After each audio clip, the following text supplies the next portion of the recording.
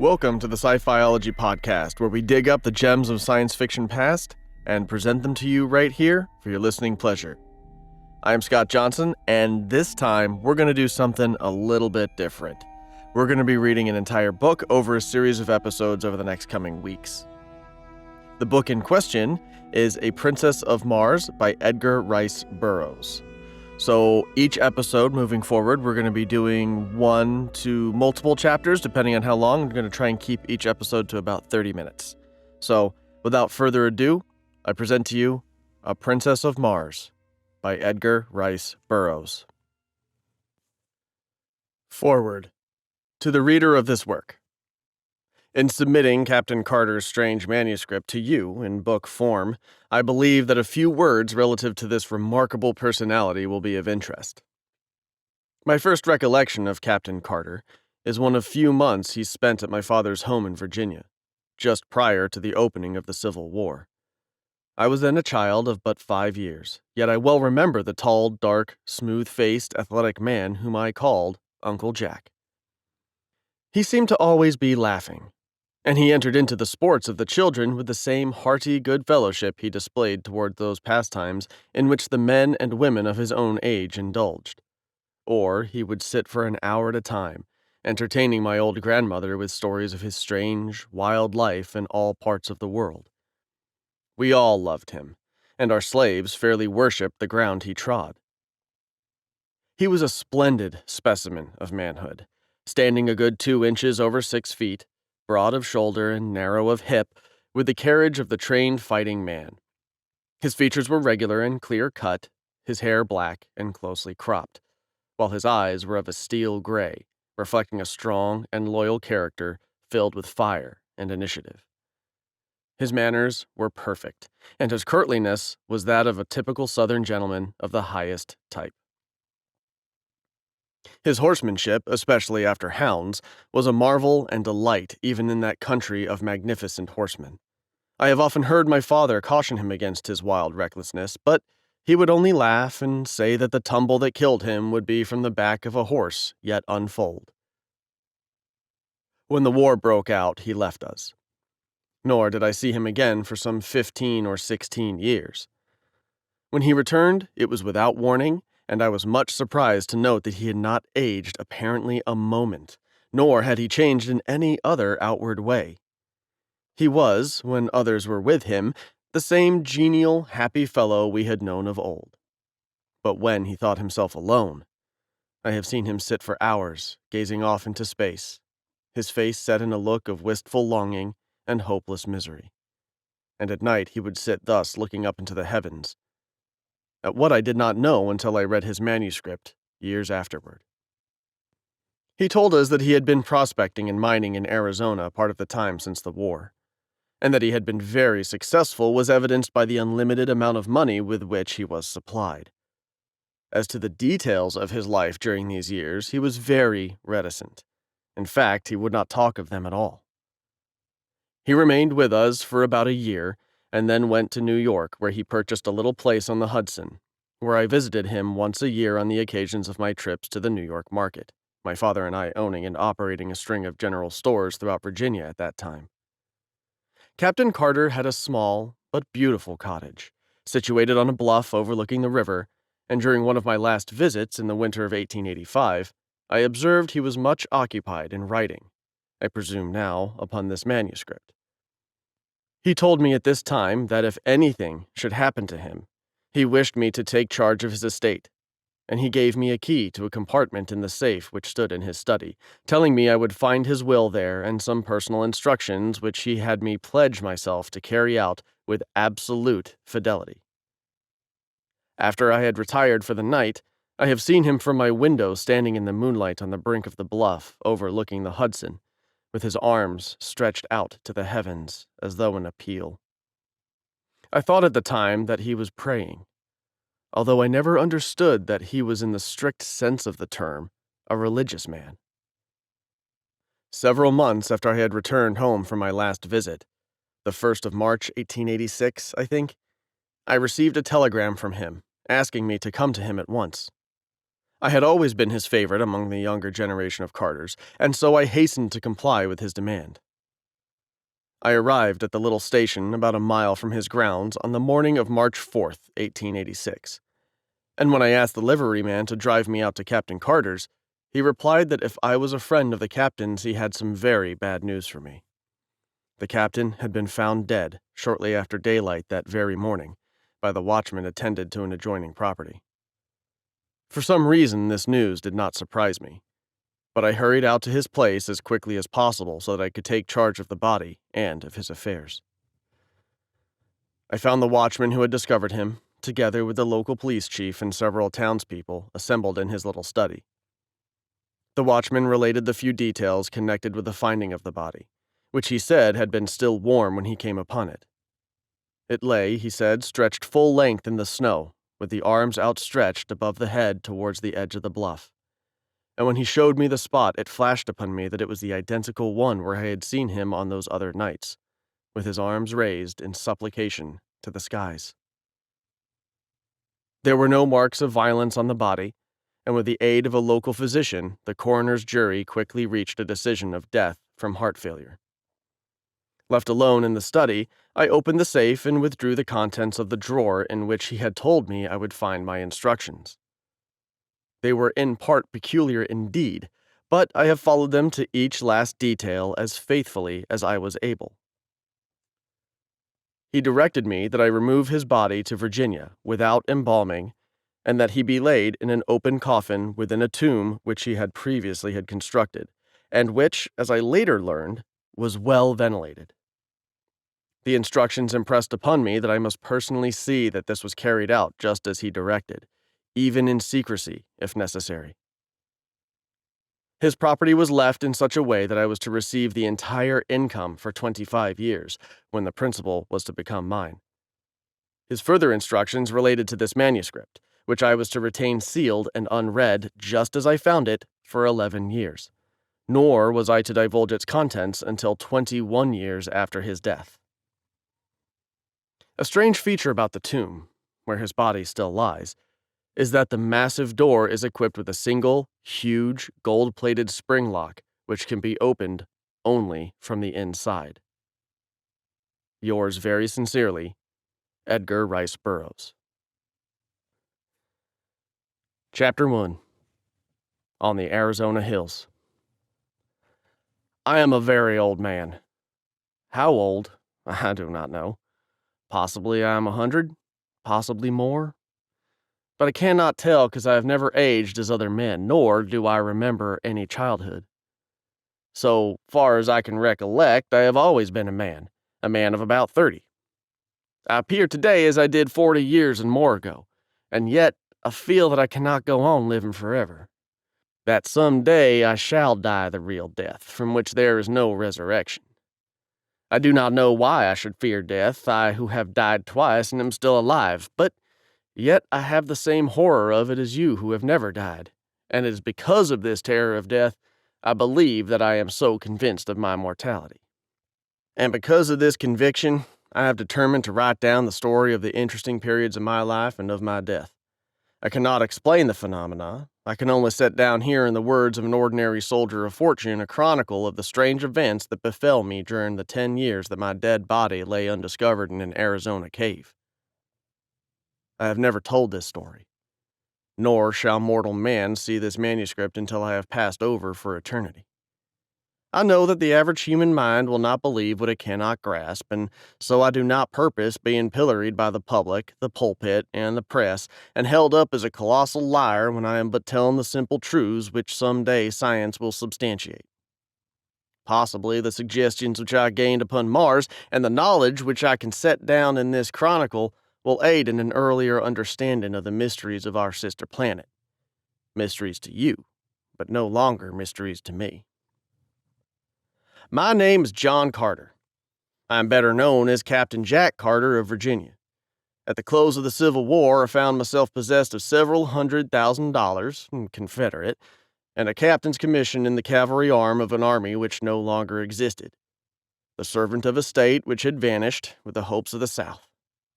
Masterless, penniless, and with my only means of livelihood, fighting, Gone, I determined to work my way to the southwest and attempt to retrieve my fallen fortunes and search for gold. I spent nearly a year prospecting in company with another Confederate officer, Captain James K. Powell of Richmond. We were extremely fortunate, for late in the winter of 1865, after many hardships and privations, we located the most remarkable gold-bearing quartz vein that our wildest dreams had ever pictured. Powell, who was a mining engineer by education, stated that we had uncovered over $1 million worth of ore in a trifle of over 3 months. As our equipment was crude in the extreme, we decided that one of us must return to civilization, purchase the necessary machinery, and return with a sufficient force of men to properly work the mine. As Powell was familiar with the country, as well as with the mechanical requirements of mining, we determined that it would be best for him to make the trip. It was agreed that I was to hold down our claim against the remote possibility of its being jumped by some wandering prospector. On March 3, 1866, Powell and I packed his provisions onto 2 of our burros, and bidding me goodbye, he mounted his horse and started down the mountainside toward the valley, across which led the first stage of his journey. The morning of Powell's departure was, like nearly all Arizona mornings, clear and beautiful.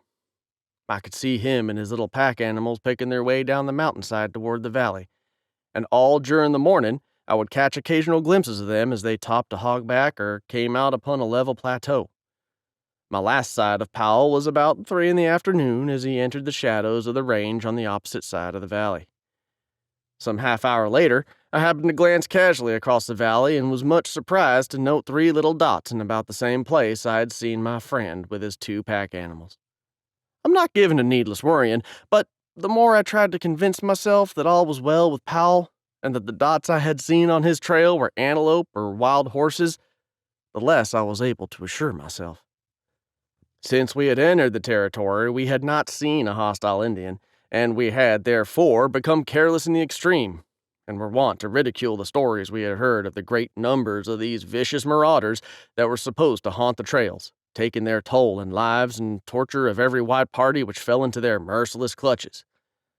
Powell, I knew, was well armed and, further, an experienced Indian fighter, but I, too, had lived and fought for years among the Sioux in the north, and I knew that his chances were small against a party of cunning trail Apaches. Finally, I could endure the suspense no longer, and arming myself with my 2 Colt revolvers and a carbine, I strapped 2 belts of cartridges about me and, catching my saddle horse, started down the trail taken by Powell in the morning. As soon as I reached the comparatively level ground, I urged my mount into a canter and continued this, where the going permitted, until, close upon dusk, I discovered the point where other tracks joined those of Powell. They were tracks of unshod ponies, 3 of them, and the ponies had been galloping. I followed rapidly until, darkness shutting down, I was forced to await the rising of the moon, and given an opportunity to speculate upon the question of the wisdom of my chase. Possibly I had conjured up impossible dangers like some nervous old housewife, and when I should catch up with Powell, we should get a good laugh for my pains.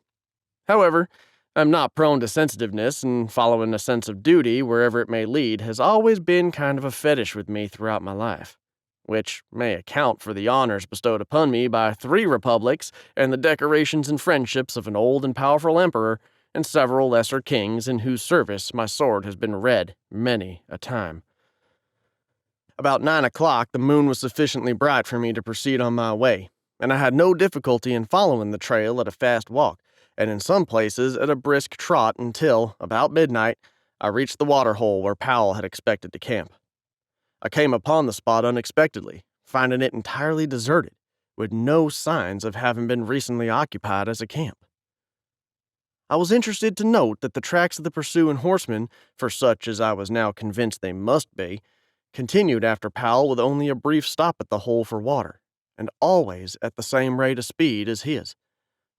I was positive now that the trailers were Apaches, and that they wished to capture Powell alive for the fiendish pleasure of torture, so I urged my horse onward at a most dangerous pace, hoping against hope that I would catch up with the red rascals before they attacked him. Further speculation was suddenly cut short by the faint report of 2 shots far ahead of me. I knew that Powell would need me now, if ever, and I urgently urged my horse to his topmost speed up the narrow and difficult mountain trail. I had forged ahead for perhaps a mile or more without hearing further sounds when the trail suddenly debouched into a small, open plateau near the summit of the pass. I had passed through a narrow, overhanging gorge just before entrance suddenly upon this tableland, and the sight which met my eyes filled me with the consternation and dismay. The little stretch of level land was white with Indian teepees, and there were probably 1,000 red warriors clustered around some object near the center of the camp. Their attention was so wholly riveted to this point of interest that they did not notice me, and I easily could have turned back into the dark recesses of the gorge and made my escape with perfect safety. The fact, however, that this thought did not occur to me until the following day removes any possible right to a claim to heroism to which the narration of this episode might possibly otherwise entitle me. I do not believe that I am made of the stuff which constitutes heroes, because in all the hundreds of instances that my voluntary acts have placed me face to face with death, I cannot recall a single one where any alternative step to that I took occurred to me until many hours later. My mind is evidently so constituted that I am subconsciously forced into the path of duty without recourse to tiresome mental processes. However that may be, I have never regretted that cowardice is not optional with me. In this instance, of course, positive that Pal was the center of attention, but whether I thought or acted first, I do not know. But within an instant from the moment the scene broke upon my view, I had whipped out my revolvers and was charging down upon the entire army of warriors, shooting rapidly and whooping at the top of my lungs.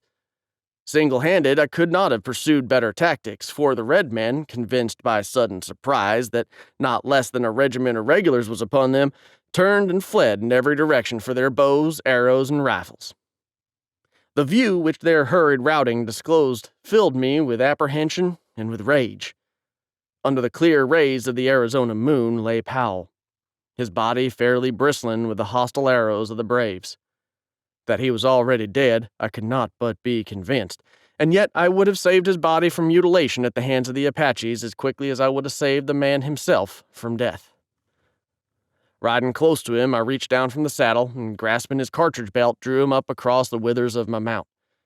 A backward glance convinced me that to return by the way I had come would be more hazardous than to continue across the plateau. So, putting spurs to my poor beast, I made a dash for the open into the pass which I could distinguish on the far side of the tableland. The Indians had by this time discovered that I was alone, and I was pursued with imprecations, arrows, and rifle balls.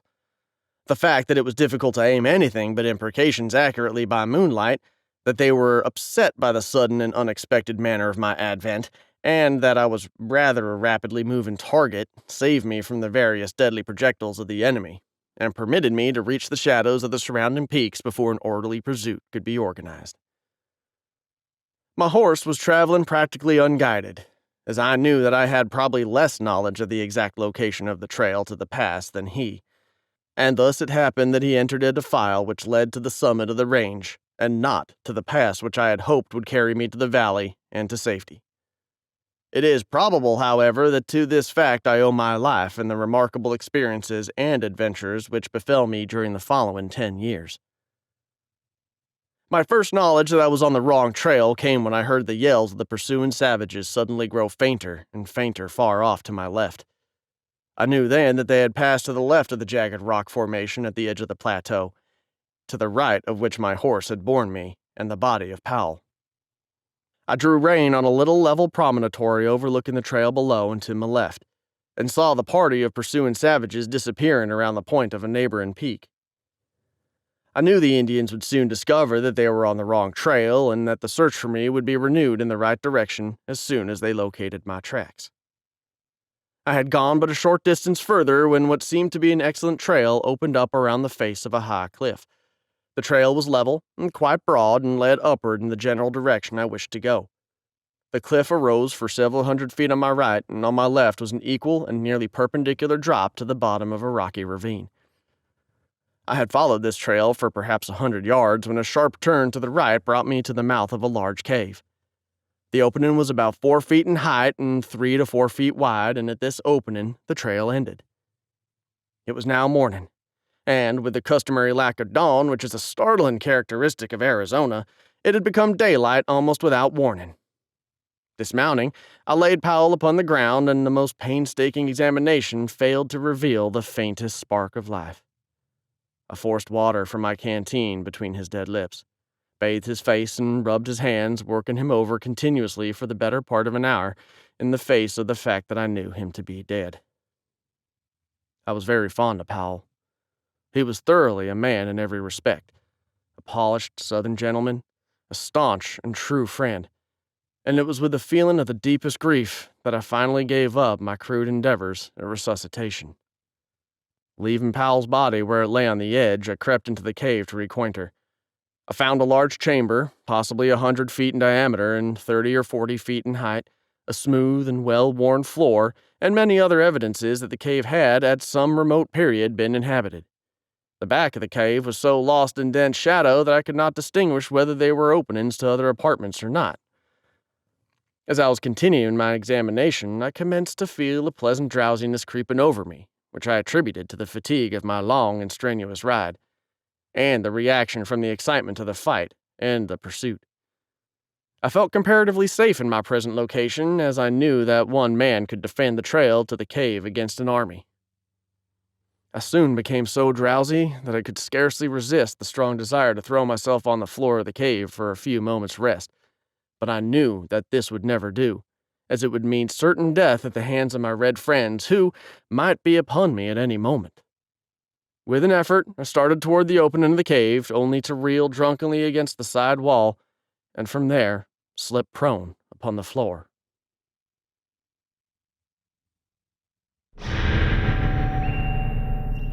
This has been part 1 of A Princess of Mars by Edgar Rice Burroughs. Thanks for joining me.